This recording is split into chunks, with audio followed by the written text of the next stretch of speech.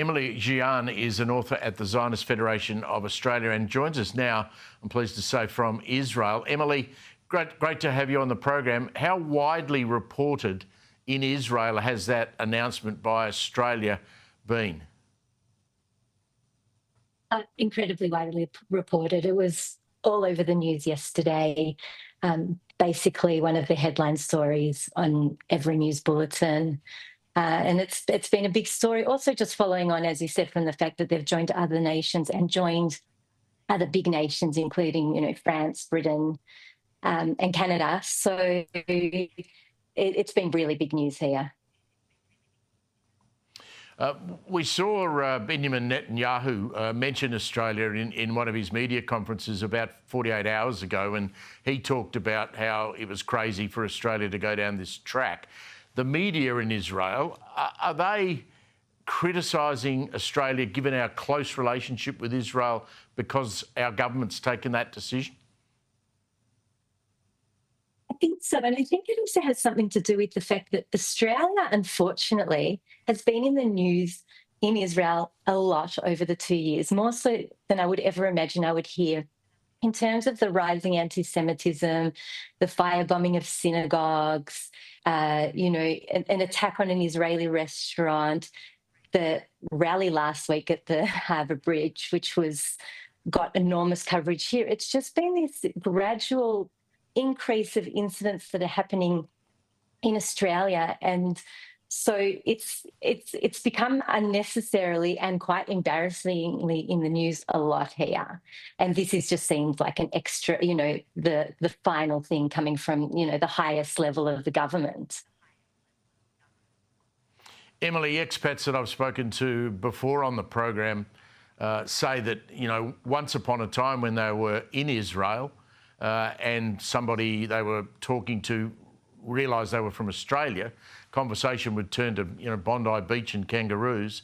These days, the query is more likely to be, what the hell is happening in your country to our Jewish community? You have no idea how true that is. It used to be, wow, you're from Australia, always had great things to say.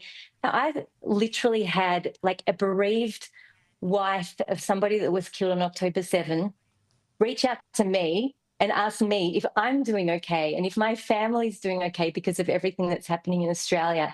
I just find that so shameful and so unnecessary. We have such a beautiful country and it feels like it's just been eroded over the past 2 years. So the relationship between the Australian government and the Israel government, it's probably at its lowest level ever.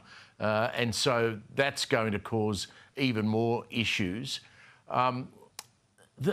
The idea that Anthony Albanese is prosecuted, that we can somehow deal with the Palestinian Authority, Mahmoud Abbas, the 89-year-old, the bloke who's not had an election since 2006, talked about being corrupt.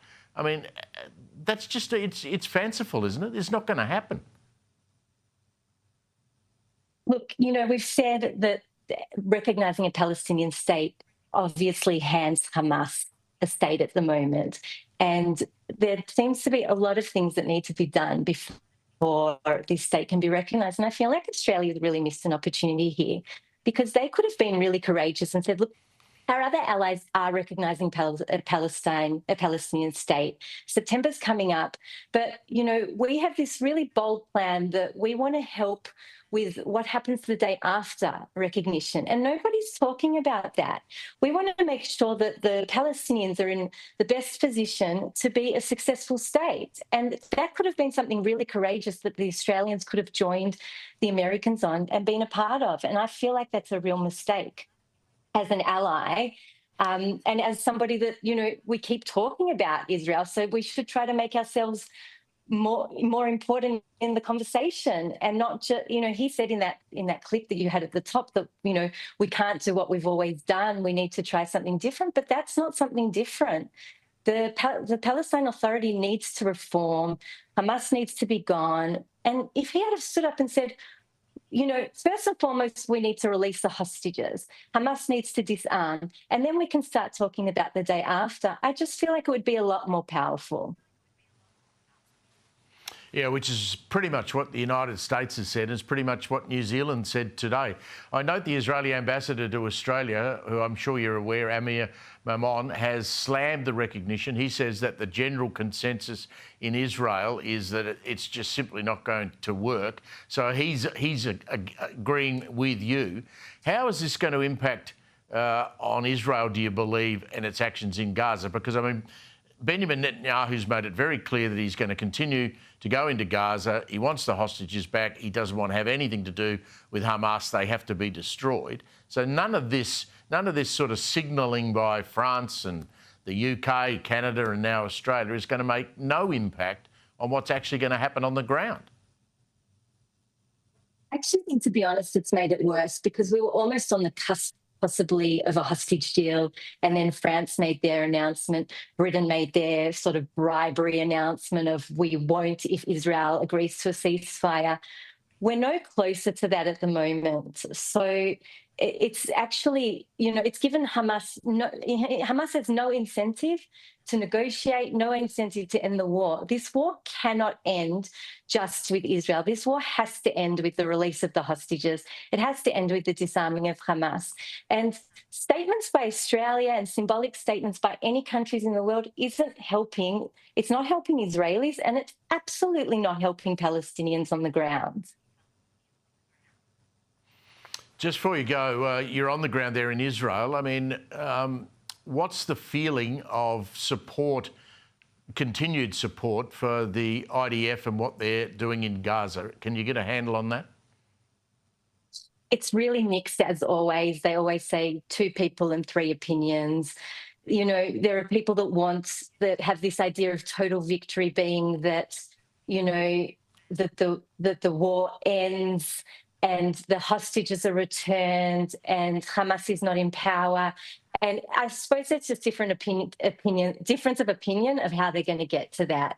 I think everybody's exhausted. It's been 2 years, nearly 2 years. Nobody wants a war, like there's this like idea that Israelis, and it's all over the world, that Israelis just want war, and we don't. We want this to end, and at the end of this, we want to live in peace with our neighbours. We don't want Hamas on our border, and that's the most important thing right now, to get rid of Hamas. Emily, thanks for joining us from Israel. I appreciate it very much.